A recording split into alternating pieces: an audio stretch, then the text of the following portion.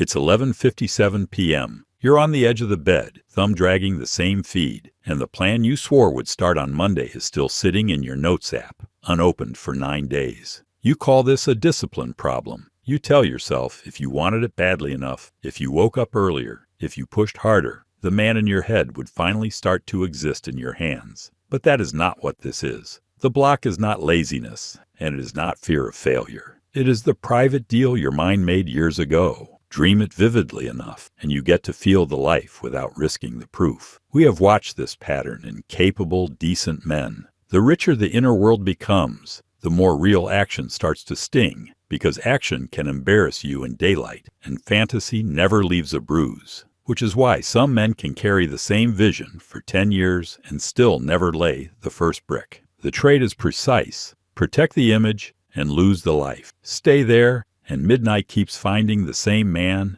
in the same blue light, screen warm in his hand, chest tight, promising himself Monday again. See the trade clearly, and that same man closes the Notes app, puts both feet on the floor, and starts the piece he can finish before the room goes quiet. Marcus is 34, sitting at the kitchen table at 6:14 in the morning. The overhead light is still off. Sun is pushing through the blinds and pale bars across the placemat. A mug of coffee sits in front of him with a tan ring drying near the lip. His laptop is open to a blank document called Business Plan V4. He has been looking at the cursor long enough to hear the refrigerator kick on and off twice. His daughter's cereal bowl is in the sink behind him, a few yellow loops stuck above the water line. He knows what the first sentence should do. He has known for 2 years. In another minute, he is going to shut the laptop, tell himself he thinks better when he is moving, and drive to a job he has already left 100 times in his imagination. We are staying with him because this is the most common form of stuck there is.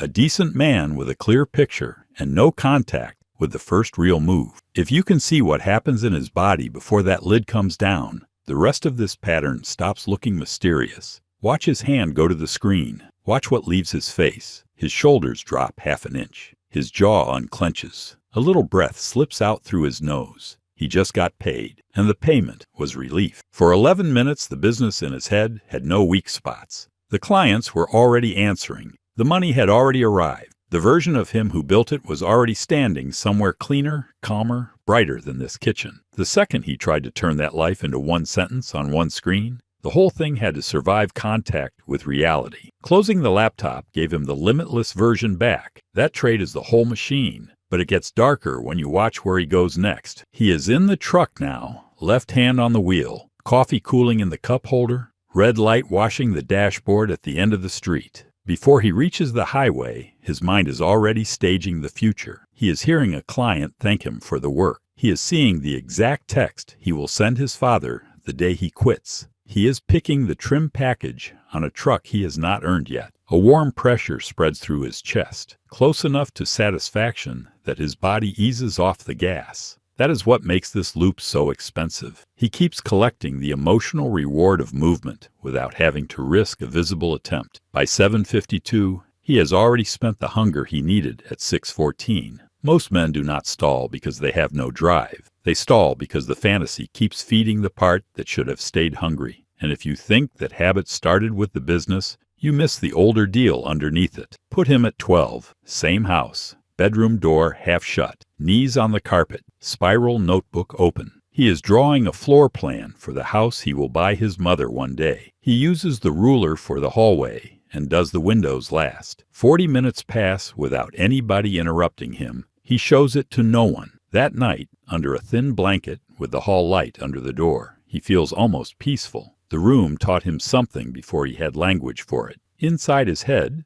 what he built stayed untouched. Outside it, other people had hands on it. Outside it, his father had comments. Outside it, his brother could laugh. Inside, nothing was unfinished long enough to be judged. So the mind became workshop, hiding place, and pharmacy at the same time. 22 years later, the objects changed names, but not function. The house became a business, then a book, then a body, then a better marriage. Every new dream looked like ambition from the outside while serving the same private job on the inside, which is why the next scene matters, because this pattern does not only show up when a man is alone with his plans, it follows him straight into the content he calls help. A week later, same kitchen, same chair, same stripes of light across the placemat. The laptop is still closed. Marcus is bent over his phone, one elbow on the table, listening to a man on a podcast talk about discipline. He nods twice. He even smiles once, the way men smile when a sentence finds them at the right angle. For 90 minutes, he feels sharpened. By Thursday, he will barely remember what the episode said. The listening did not fail him because the advice was bad. It worked too well in the wrong place. He got to feel like a man in motion without putting anything of himself at risk. That is why some men can carry the same private future for 10 years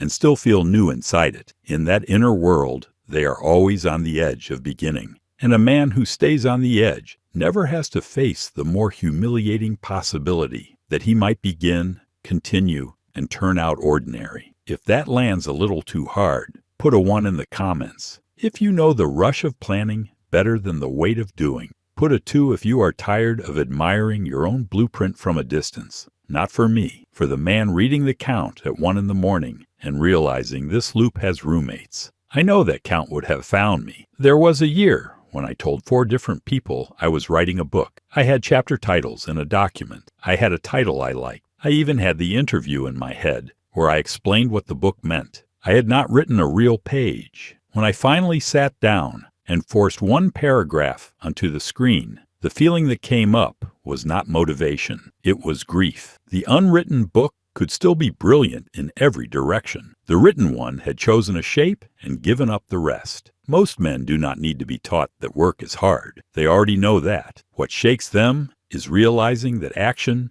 is a form of loss. Every real attempt kills 100 flattering versions of the self. And once a man sees that cost clearly, his first solution is usually the wrong one. Back at the kitchen table, different week. A notebook lies beside the laptop with 3 business names crossed out and a fresh heading printed at the top in clean block letters. Morning routine. Under it are boxes for wake time, training, reading, work block. He underlines the title twice. He sits back and feels organized for 6 seconds. Then his phone lights up, and before the screen fully wakes, he is watching another man explain consistency. He did not choose change. He chose the symbol of change. The page looks serious because it lets him borrow the identity without paying the entry fee. When a man says he needs more discipline in a moment like this, what he often means is that he wants a way to act without absorbing the sting of becoming visible. No such route exists. The sting is not a mistake in the process. It is the toll. That is where a lot of men reach for drama. Quit the job,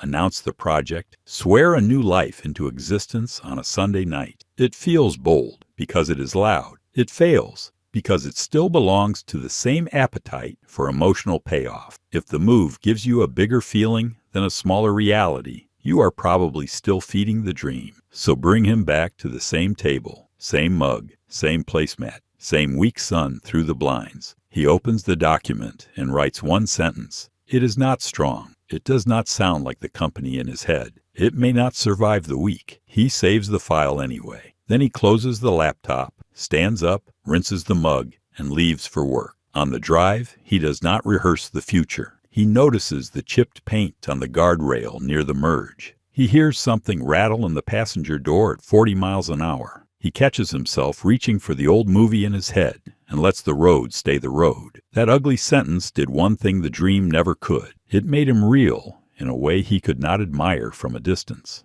The next morning, the document is no longer blank. That matters more than motivation ever will. He is not opening possibility now. He is reopening evidence. One sentence is small enough to embarrass him and solid enough to change him. A man is altered faster by one act he can point to than by a month of private vows. And if that still sounds too small, watch where the cost of avoidance has been going this whole time. That night he is at the sink again. Water taps the inside of the mug in quick ceramic clicks. His daughter is talking from the other room, and he answers half a beat late because some part of him is still back at the table where he left himself untouched. This is what never gets counted when men postpone the work. The project is not the only thing that stalls. The unfinished part of him comes home and sits with everybody. It shows up as shorter answers, less eye contact, a body on the couch with only part of its attention in the room, not because he is cruel, because avoided conviction leaks into the house. The people he loves do not need his big dream. They need the version of him who is not quietly thinning under the weight of his own delay. A week after the first sentence,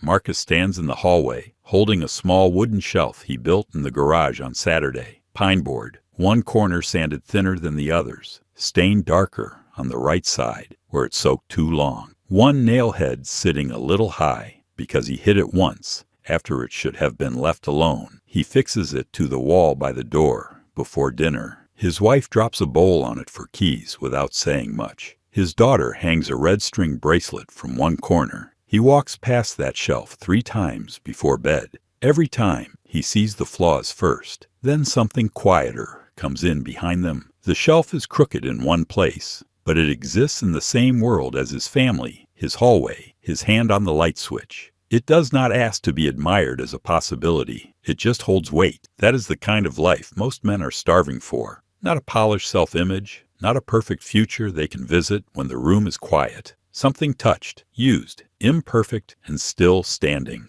Identity forms there, in contact, where the world can answer back. So this week, do one small act that leaves a mark outside your head. Write the sentence and save it. Send the message and let it sit in somebody else's inbox. Make the call and hear your own voice in the air. Let the act be plain enough that it cannot impress you and real enough that it can change tomorrow morning. If you are ready for that kind of ordinary, subscribe to someone to be. Like the video so the right man catches it at the right hour, and send it to the friend who has been polishing a private future for too long. Drop the word contact in the comments if this is the week you stop rehearsing and leave one visible mark. The life that fits your hands will not arrive as a feeling first. It will arrive as something small, flawed, and impossible to pretend you did not make.